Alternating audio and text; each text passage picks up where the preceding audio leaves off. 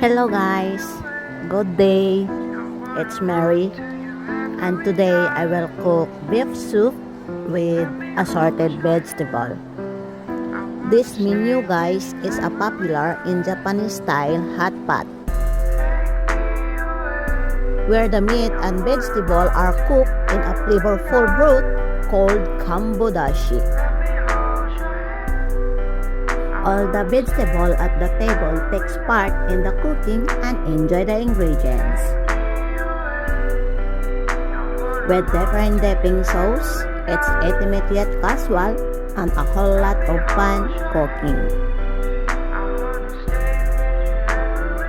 To get together, did you know guys, what is the best Japanese meal for the occasion? It's a beef soup and vegetable like this. It's with Sukiyaki. The name is Japanese onomatopoeia. It came from the sound when you stir the vegetables. And meat with your chopstick and swish in the hot pot.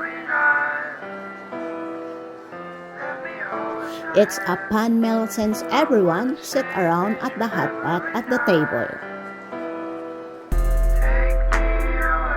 Cook together and eat while you chat like Anju. A communal dining experience that inspires good appetite and brings people closer together. So guys, how to prepare this menu?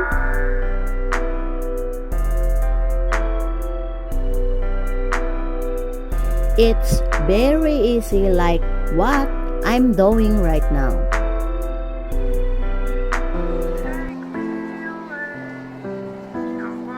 Inside is a simple yet omani-fact Japanese stock called kambodashi. The uncooked ingredients are served on 2 large plates.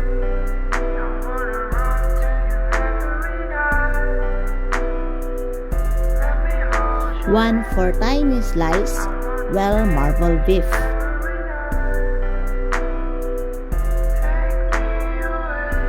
Beside the platter of ingredients, I provide with dipping sauce. And I use sweet chili sauce for mine.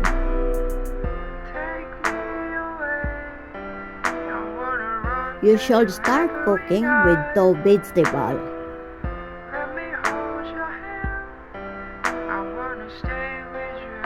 Followed by softer vegetable.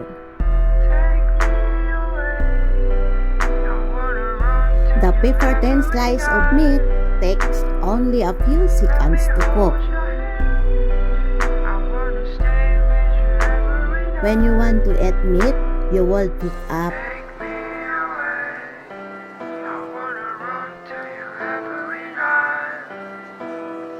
a slice with the communal chopstick.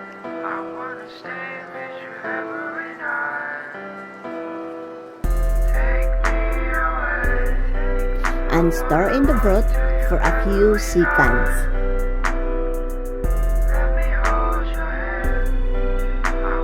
And transfer to your own bowl of a dipping sauce.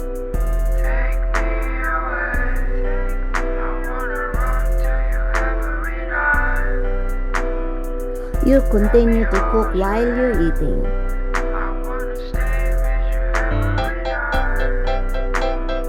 There is a set of communal chopstick to cook ingredients and serve. While cooking, make sure to skim scum and foam on the surface so you can have a more refined taste.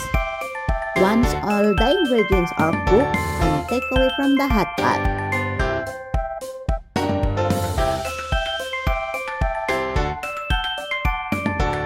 You cook udon noodles in the remaining broth and enjoy.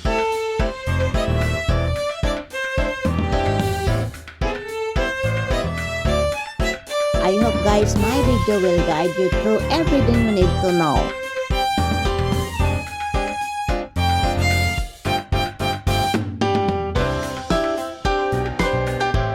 Especially if you're at home only like I do.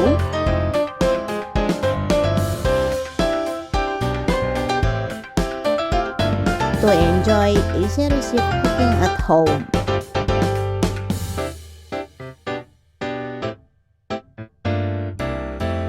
At your first beef vegetable experience,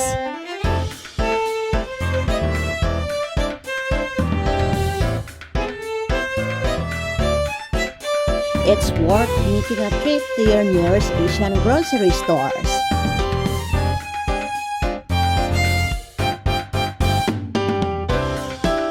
For some harder to find ingredients,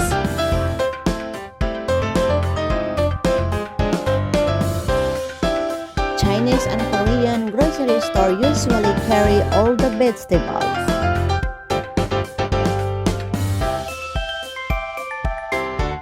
For Napa cabbage, you may have luck finding them at major grocery stores like E-Mart.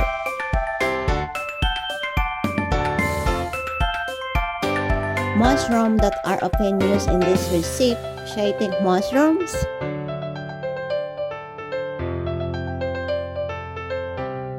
you can also use other type of mushrooms.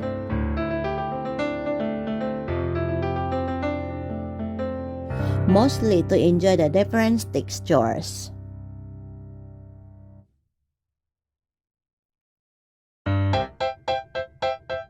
The most noticeable difference of having outside of Korea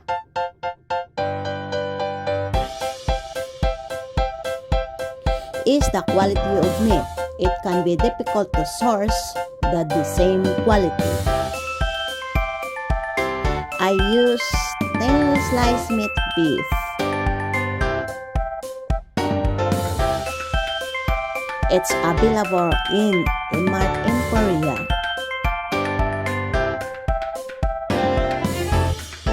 Supermarket in Japan offer great quality beef at regular prices.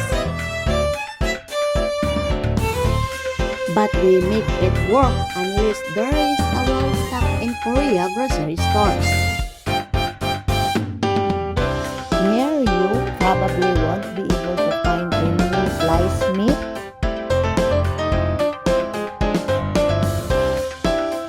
In your local grocery store, so you have to thinly slice meat yourself.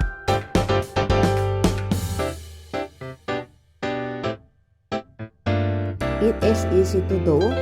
Buy a whole beef meat and slice it thinly. My mission guys is share you the tastiest recipe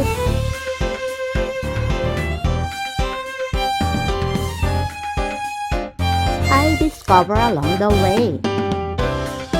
And my goal is share you easily find every single recipe I try, while having fun exploring a world full of different cuisines, delicious ingredients, and fun flavor I try. So I truly hope you guys enjoy watching my video. Thank you so much for your kindness and support. You're all the best friend I called wish for. Please don't forget to like, subscribe, and click the bell button so that you will notify and updated anytime if I have a new video. And please follow me in my other accounts at Meri Jung 6 and Twitter, Meri Jung 41 and Instagram, and Meri Jung in Facebook. Thank you so much once again. I love you all and God bless.